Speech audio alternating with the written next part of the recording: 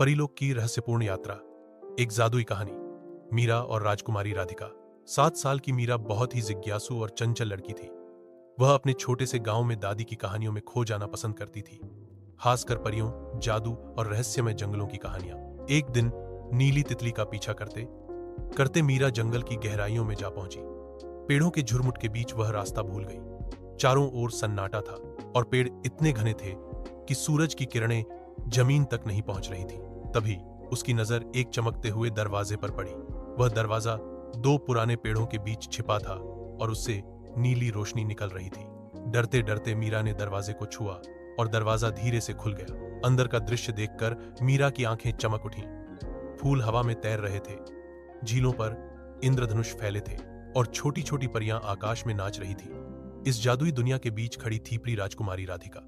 राजकुमारी राधिका के चांदी जैसे बाल और चांदनी जैसे पंख थे। उन्होंने मीरा का स्वागत किया और कहा, हमने तुम्हारा सच्चा दिल महसूस किया मीरा, इसलिए यह दरवाजा तुम्हारे लिए खुला। मीरा को विश्वास नहीं हो रहा था।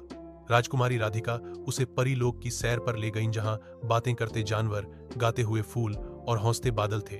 फिर वह उसे अपनी खास दोस्त राजकुमारी सिंड्रेला से मिलवाने ले गई। सिंड्रेला अब एक परी बन चुकी थी, जो बच्चों को खुशियां बांटती थी। उन्होंने मीरा को चमकती हुई चॉकलेट दी, जो खाकर मीरा खिलखिला उठी। दिन भर मीरा जादू में खोई रही, लेकिन जैसे ही सूर्य छिपने लगा, उसके मन में घर लौटने की चिंता जाग उठी।